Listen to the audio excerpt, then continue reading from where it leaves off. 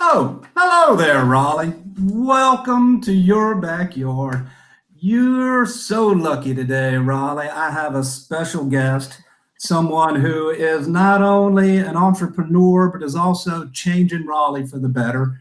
Ladies and gentlemen of Raleigh, may I introduce Maggie Kane of A Place at the Table. Hello, Maggie. Hello, thanks for having me. It is our pleasure, Maggie. If you don't mind me cussing a little bit, you are a badass and you have realized a dream that is helping change Raleigh for the better. You've touched my heart. I'm going to stop before I steal your thunder. Will you tell us a little bit about A Place at the Table? I love that. I think that's the best compliment I've ever gotten. I'm going to put that on my resume. But yes, I am really grateful and I am fortunate to do the work I do. I run A Place at the Table. I'm the executive director and founder of A Place at the Table. We are a pay what you can nonprofit cafe in downtown Raleigh. And what pay what you can means is that all people are welcome and can come and pay what they can. You walk into A Place at the Table, well, you don't walk in anymore, hashtag COVID, but you used to be able to walk in and now you can Mhm. walk up curbside. You walk in though, and you would see a regular restaurant. We look, feel, taste like a regular restaurant. You wouldn't even know we were a nonprofit restaurant until you start to see some folks with volunteer name tags and some explainer signs. And that's what pay what you can means, is that all of our prices on the menu are suggested. So some people can pay that price. Some people can pay more and pay it forward for someone else. Some people can pay less because some weeks are just harder than others. And then some people can volunteer for their meal. So all people are able to take part in the way they're able to take part. And so all people are welcome. Well, that's phenomenal. So you are, in large part, feeding people who may otherwise not have had such a phenomenal meal. And Yeah. may I say the food is phenomenal. Thank you. I'm half addicted to your Pop Tart. I don't Oh, know. we all are. Well, Oh, it did not help. I mean, pre-COVID, we've all gained pounds in COVID, but pre-COVID did not help the pant size. We do we I don't cook. I never cook. I'm not a good cook. People ask me that all the time. You find really good people who cook. So we have a head chef. We have we have a trained culinary team. We have a general manager, and we have the best baristas in the world who can make that pretty latte art that we oh all my want in God. our coffee. On our excuse me, we also have oat milk, so our oat milk lattes. And so we've got trained professionals who care and want to be a part of a greater mission and who cook and make phenomenal coffee. Well, it is a first class restaurant, and you've achieved a lot. Can you tell us a little bit about the backstory? How did Yeah, you conceptualize this? sure. Do you have a couple hours? Um, No, you got about 7 minutes. just kidding, just kidding. So I grew up in Raleigh. I'm from Raleigh. Really, really lucky. I kept thinking I was gonna leave, but I went to school at State, and I know, go Pack. And I graduated and started working at a nonprofit, working with folks experiencing homelessness. We were a day shelter, so I got to know some phenomenal humans. They even came to my college graduation, and I just fell in love with them. And so the way I know people more and the way I get to know my friends is by eating with them. And so eating with people facing extreme poverty or homelessness means you eat in soup kitchens. And so we would end up at the soup kitchen, we'd stand in line on a kind of dreary day like this, we'd get inside, get handed a plate, didn't get to choose what we wanted, and then we'd have to eat really quickly so someone else could come in and eat. Right, And again, not that there's anything wrong with that. Soup kitchens are awesome. They feed right. 300 people in a day and in an hour. But what I found was it was so different than my life experience that I get to do any day I want. Right. And so I started to take some of my friends in poverty out for meals, whether it was their birthday, anniversary. And I took my friend John out one time we were at Golden Corral. Mm. And I asked John, I said, why every time do you want to come to Golden Corral? And he said, Maggie, two reasons. The first being that I feel seen here. Living in Mhm. poverty means that you get treated as invisible a lot. Here, Mhm. there are multiple people who see me, acknowledge me. They say hello to me. They ask me if I want a refill. I feel heard here. There's that dignity piece, and then two, living in poverty means you don't get much choice in what Mhm. you're eating. Here, I get to choose. I get to choose if I want a salad or if I want a waffle. I get to make that choice, and someone's not making that choice for me. That was kind of a mic drop moment for me, and I said, all right, we've got to do something different.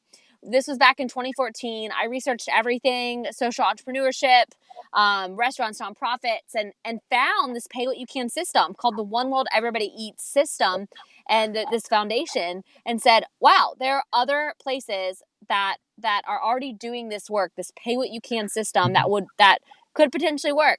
And if it works in other places, then it could certainly work in Raleigh. And so I went and told a small team of people. We started meeting. We went down to the Secretary of State's office. We incorporated. Well, we didn't. We got denied, but we later did. 2 weeks later, we finally got it. Again, we didn't know what we were doing. And then just started building and bringing together all these different people, applied for nonprofit status, months later, got it, and then finally opened our doors in January of 2018. Wow, that's great. From time immemorable, since forever, getting together as a group and sharing food has been a cornerstone of the human experience. Yep. So to have you providing this for anybody who needs it is phenomenal. I know you did some pop-ups along the way to perfect it, but now you've really got it humming right along. And can you share some of the statistics pre-COVID of how? Sure. Yeah. So I'll throw a few numbers at you that are really intriguing to a lot of people, I think, who are numbers people. Mhm. But so pre-COVID, we gave away 50 to 60 free meals a day. That's great. And 70% of our customers were paying for their meal. 30% were not paying or paying a little bit less. Right. Now, post-COVID, we're giving away about 250 to 300 free meals a day. And 80% of our customers are not paying, and 20% of our customers are. So we've flipped and made a tremendous shift in what we're doing every single day. I think COVID has changed everyone's business, but it's definitely affected ours. We're seeing that there's a great hunger need in our community, and that a lot of people need food right now, and that a lot of people are displaced. A lot of people are have lost their jobs and on unemployment, and so we're seeing just a lot more folks coming out and getting a pay what you can meal. And you're doing all that from the kitchen about the size of my kitchen table, really. Right, or where you're sitting right now, your beautiful deck, your beautiful porch. We have a kitchen that doesn't have a hood system. So if anyone knows, it's a hoodless kitchen. I always like to say we have an oven the size of like an Easy Book oven I grew up with. I don't know how they make so many Pop-Tarts and biscuits every single day. Our chef gets there at 4 a.m. to make sure that happens. So because we took the stance that everything needed to be chef prepared. And so they work really, really hard in a kitchen with things that break every day. And so we are expanding next door, and we're super excited. We're building a full commercial kitchen. We're almost done, and we're going to have scrambled eggs. Like, we have this egg loaf that is good, but hello, like we all want scrambled eggs. Well, I can't wait for your new kitchen. Very excited. So let me reiterate, Raleigh, Maggie won't brag enough about her, but here's an entrepreneur who found a need in the community. She created a business around it that is self-sustaining to feed the hungry. That's the power of local. Maggie's the epitome. So get off with your bad self.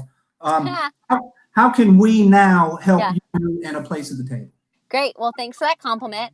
It's definitely a community movement. This community has made it happen.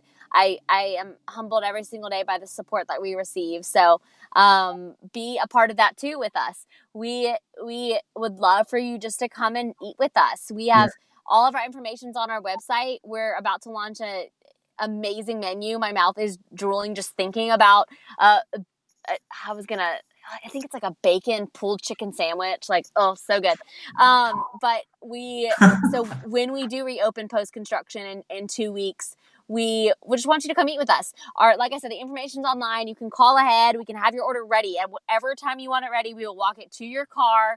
You could also walk up and social distance. We have X's that mark the sidewalk and Very well. order. Nothing takes too long. But choose and come and eat with us. A lot of people, there's a big myth that people don't want to come and eat with us because they think that that hungry people really need it. There's no shortage of food. We all need food, and so we have it, and we want you to come and eat with us. And we're on on social media and on our website. You can see different specials we have, pastries, things like that. I came by the other day, people, you can order, you walk right in. When you pay, if you choose to pay, it's just a text. It couldn't be any easier. And I took a few friends and we just walked right across the corner there to the park and had a nice little picnic. And if I made any mistake, it's that I only got one Pop-Tart. That's right. Only one flavor, even though there's about four you could have tried. Nice. So you may have said it, but I didn't catch the projected reopen date, Maggie. Sure. So we closed this week, and we will be reopening the week of July 8th. So we'll be closed for about the next 3 weeks to finish construction. We took over the space next door, so we have to connect the two spaces, break the wall down, and finish that. And then we'll reopen as soon as that's done, pending health inspections. Well, I can't wait, Maggie. And let me Thank you. say one more time how grateful I am to have you in our backyard. Thank you. You're changing the world for the better. Anything we can do at your backyard to help, you have but to ask. And hear me now, Raleigh, Cary, Wake Forest, all of Wake County. Take a minute, July and August, to come by, a place at the table, have a fantastic meal, and help Maggie, help Raleigh be a better place to live. Thank you, Maggie. Thank you so much. All right, Great let's to be with y'all. all this and more is right here in your backyard, Raleigh. We'll see you next time.